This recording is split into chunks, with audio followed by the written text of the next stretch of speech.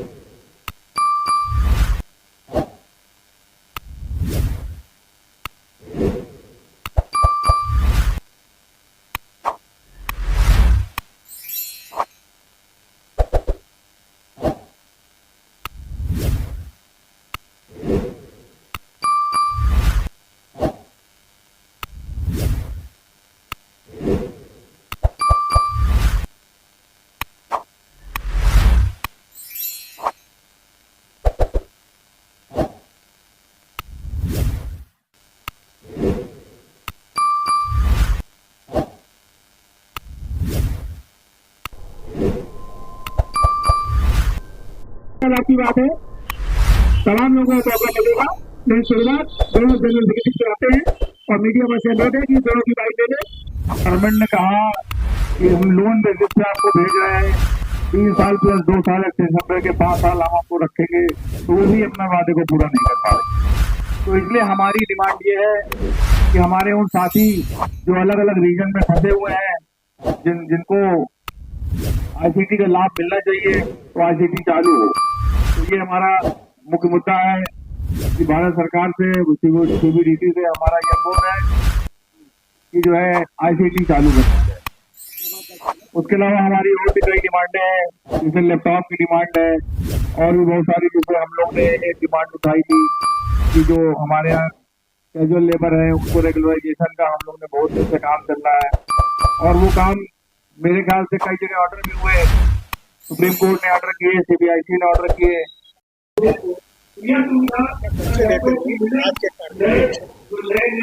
मैं Raghavendra Singh, general secretary IT Goa incubation Uttarakhand unit का। आज हम लोगों का जो कार्यक्रम है वो केंद्रीय जेसीए के आह्वान पर है और उसमें 10 सूत्री मांगों के समर्थन में आज हम लोग लंच आवर डेमोन्स्ट्रेशन कर रहे हैं। और ये 10 सूत्री मांगे हमारी बहुत समय से लंबित मांगे हैं और हम revenue secretary, honourable revenue secretary को संबोधित एक ज्ञापन तैयार किया हम लोगों ने, वो भी आज देने वाले हैं। और वो 10 सूत्री मांगे हमारी इस प्रकार हैं। हम लोगों का ये मांग है कि कैडर रिव्यू और रिस्ट्रक्चरिंग को फाइनल किया जाए, जो पिछले 10 सालों से लंबित है। ऑल इंडिया इंटर से सीनियरिटी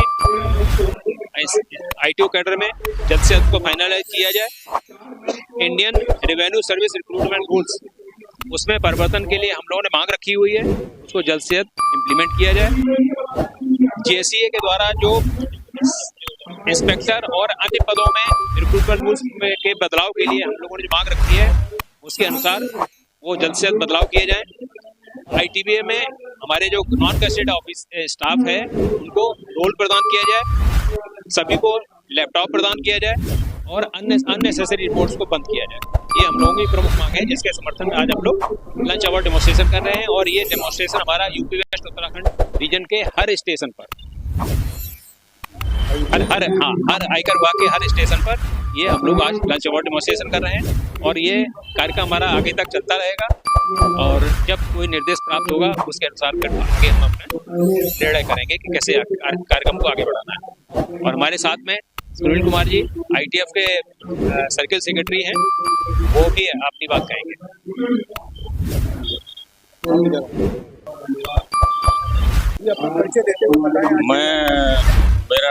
मैं Sunil Kumar, income tax employees federation western UP Uttarakhand circle का जनरल सेक्रेटरी हूँ।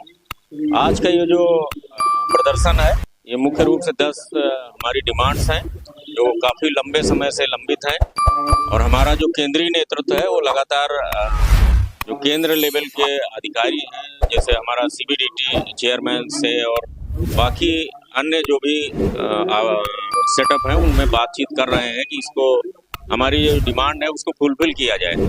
लेकिन काफ़ी प्रयासों के बाद आज तक ये डिमांड हमारी फुलफिल नहीं हुई। हम लोग का सबसे अहम मुद्दा आज की डेट में है करियर प्रोग्रेशन। नया रिक्रूटमेंट रूल नोटिफाई हो गया है 2024 में। वो न्यू रिक्रूटमेंट रूल नोटिफाई होने के बाद जो हमारे पहले साथी 3 साल में प्रमोट हो जाते थे, 100% प्रमोशनल कोटा था ओएस और एसटीए कैडर का, आज वो कोटा खत्म करके 70% डायरेक्ट कोटा कर दिया गया है, 30% प्रमोशन कोटा कर दिया गया है। अब स्वाभाविक सी बात है, उसमें 10 साल का रेजिडेंसी पीरियड कर दिया है प्रमोशन के लिए, तो बहुत ज़्यादा स्टेग्नेशन अब आगे आ जाएगा। आगे आने वाले समय में जो हमारे साथी हैं उनका करियर प्रोग्रेशन पूरा हैम्पर हो जाएगा और जो प्रमोशन हमारे डिपार्टमेंट में 3 साल में मिल रहा था, आज वो 10 साल में भी मिलने की उम्मीद नहीं। ऐसी स्थिति में सारा करियर प्रोग्रेशन हैम्पर हो जाएगा और किसी भी साथी को केवल और केवल एमएससीपी का लाभ मिलेगा 10 साल, 20 साल, 30 साल में, उसके अलावा और कुछ नहीं मिल पाएगा। इसलिए हम लोग का ये संघर्ष जारी है। इस संघर्ष की कड़ी में सबसे अहम जो मुद्दा है वो कैडर रिव्यू का है। जब तक कैडर रिव्यू नहीं आएगा तब तक हम लोग को वैकेंसी और एक्स्ट्रा नहीं मिल पाएंगी, और अगर वैकेंसी एक्स्ट्रा नहीं मिली तो हमारे साथी प्रमोट नहीं हो पाएंगे।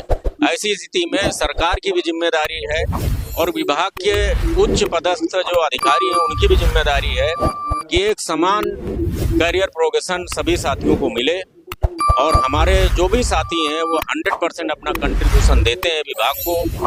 अभी टारगेट अचीव करने की जहाँ तक बात है, वेस्टर्न यूपी उत्तराखंड का टारगेट ये जो असाइन था उससे ज़्यादा टारगेट अचीव हो गया है। तो इस तरह से जब हम एक तरफ अपना पूरा 100% हमारे साथी कंट्रीब्यूशन देते हैं, अपना निष्ठा से काम करते हैं और सारे टारगेट अचीव कराते हैं, हर तरह का सहयोग विभाग को जब जैसा चाहिए सब देते हैं, तो उनको भी सरकार और विभाग की भी जिम्मेदारी है कि उनका करियर प्रोग्रेशन भी टाइमली में दिया जाए।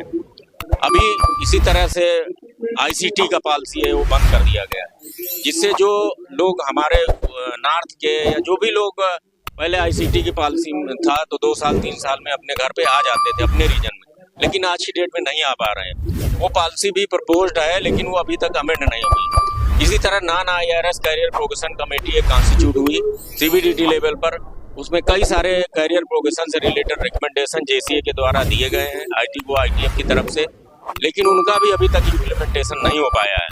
इसी तरह एग्जाम से रिलेटेड इशू है कि हमारा जो डिपार्टमेंटल एग्जाम है उसमें आज की डेट में अभी 4 पेपर होते हैं और काफ़ी लेंथी है, तो उसमें भी हमारा आईटीएफ की तरफ से प्रपोजल है कि उसका सरलीकरण किया जाए और 4 की जगह 3 पेपर किए जाएं।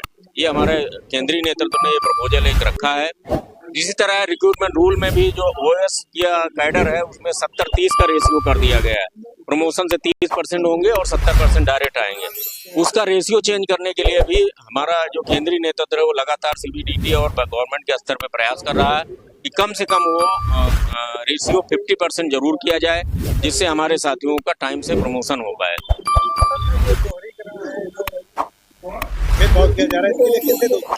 इसके लिए सरकार की नीतियां दोषी हैं, क्योंकि जब डायरेक्ट आईआरएस का जो भी है उनका टाइम स्केल है, 3 साल में किसी का हो रहा है, किसी का 5 साल में हो रहा है, लेकिन जो ग्रुप बी नॉन गजेटेड और ग्रुप सी के साथी हैं उनका कोई टाइम लाइन नहीं है। उनका एक रेजिडेंसी पीरियड 3 साल जरूर दे दिया गया है, लेकिन इंस्पेक्टर यहाँ पर यूपी वेस्ट में ये स्थिति है कि 2013 के जो इंस्पेक्टर हैं आज 2026 में भी आईटीओ नहीं बन पाए, तो इतना लंबा गैप है। किसी एक दूसरे रीजन में 4-4 साल में भी हो रहे हैं, तो ये जो गैप है प्रमोशन में वो उससे हमारे लोग बहुत डिमोरलाइज हैं। और जाहिर सी बात है कि विभाग में सरकारी विभाग में लोग आते हैं अपने करियर प्रोग्रेशन के दृष्टिगत आते हैं कि हमारा आगे करियर प्रोग्रेशन होगा, उनका परिवार का अच्छे से सारा भरण पोषण हो पाएगा, लेकिन वो चीज़ें आज नहीं मीट आउट हो पा रही, इसलिए संघर्ष करना पड़ रहा है। और इस संघर्ष का कड़ी में आज पहला दिन है, लंच आवर डिमॉन्स्ट्रेशन है और ये अभी 13 मई तक हमारा लगातार ये संघर्ष चलेगा। 13 मई को स्ट्राइक का भी प्रपोजल है, उसके बाद फिर ये प्रोग्राम फिर से रिव्यू किया जाएगा। अगर 13 मई से पहले सरकार की तरफ से सीबीडीटी की तरफ से कोई पॉजिटिव आउटकम नहीं आता है तो हम लोग इसको आगे और प्रदर्शन को बढ़ाएंगे और अपने साथियों के हित के लिए, उनके हक के लिए जो भी संघर्ष करना है, संगठन आईटी गोवा, आईटीएफ सभी लोग इस संघर्ष करने के लिए तैयार हैं। तो मेरा मीडिया के माध्यम से भी यही गुजारिश जरूर उठाएं, इससे हमारे कर्मचारियों को लाभ होगा। डीए का आप देख रहे हैं कि डीए का अब अप्रैल का महीना है, डीए अभी तक नहीं आया है, उसके लिए भी हमारा सीओसी ने एक निकाल दिया है, वो भी गवर्नमेंट को करना चाहिए। तो ये सब मांगे हैं इनको, और सारी जुनून मांगे हैं। मुझे विश्वास है ये जो हमारा लोगों का ये प्रदर्शन चल रहा है, इस पर सरकार और जो विभाग के उच्च अधिकारी हैं वो इस पे जरूर कुछ ना कुछ प्रयास करेंगे, जिससे हमारे साथियों को लाभ मिलेगा। मैं S K. Verma, assistant commissioner of income tax और president income tax gazetted officers association Kanpur. मैं हमारे जेसीए के कॉल पर एक जो है अपना जो हमारी डिमांड है प्रस्तुत करना चाहता हूँ। जेसीए हमारा एक संगठन है जिसमें income tax gazetted officers association और income tax employees federation UP west के सभी सदस्य शामिल हैं। हमारी जो है बहुत पुरानी मांगे हैं, इनके बारे में सरकार और हमारा सीबीडीटी कोई ध्यान नहीं दे रहा है। इसी के संबंध में हमने आज ये एजुटेशन रखा है, जिसके बारे में हमारे पूर्व वक्ता राघवेंद्र सिंह जी और सुनील शर्मा जी बता चुके हैं।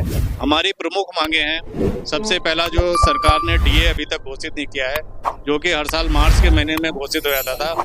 आज आधा अप्रैल निकल चुका है, लेकिन सरकार इसके बारे में एकदम शांत है। तो ये हमारी मांग है कि बढ़ती महंगाई को देखते हुए हमारा जो डीए घोषित नहीं किया गया, तुरंत इसको घोषित किया जाए। एक हमारी पुरानी बड़ी इंपॉर्टेंट मांग है, 2014 के जो हमारे असिस्टेंट कमिश्नर थे उनका जॉइंट कमिश्नर में प्रमोशन होना था, वो अभी तक नहीं किया गया है।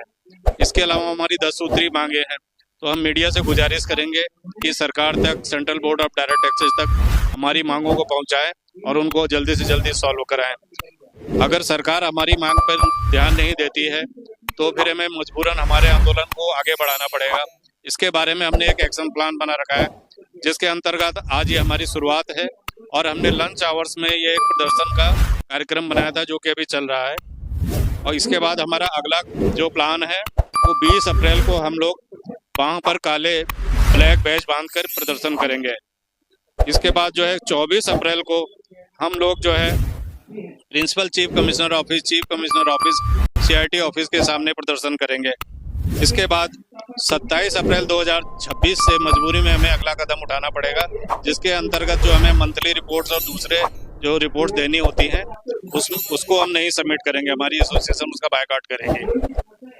और इसके बाद जो है हमारा अगला कार्यक्रम है, सरकार तब तक इस पर ध्यान नहीं देती है, तो 4 मई से हम अपने प्रोग्राम को और बढ़ाएंगे और लंच आवर नहीं बल्कि फुल डे का एक धरना जो है हम सभी ऑफिसेज में पूरे इंडिया में देने का हमारा कार्यक्रम है।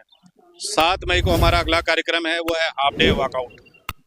और इसके बाद 13 मई को उस समय तक अगर हमारी मांगों पे कोई विचार नहीं किया गया तो हम full day all India strike रखेंगे। ये हमारा अभी तक का कार्यक्रम है। इसके बाद जैसा हमें जेसीए कार्यक्रम बनाएगा, सूचित करेगा, हम लोग उस हिसाब से काम करेंगे। धन्यवाद। हमें पुराने रिकॉर्ड को देखते हुए ऐसा तो नहीं लगता है कि बहुत कुछ, लेकिन कुछ मांगे एक बार सरकार हमारी सुने, हमसे वार्ता करे और जो तुरंत होने वाली मांगे हैं उन पे तुरंत एक्शन ले, और बाकी जो क्रमबद्ध तरीके से हो सकती हैं तो सरकार से ये गुजारिश है कि उनको भी सॉल्व करने का प्रयास करें। ये आज की डेट में पूरे ऑल इंडिया में चल रहा है।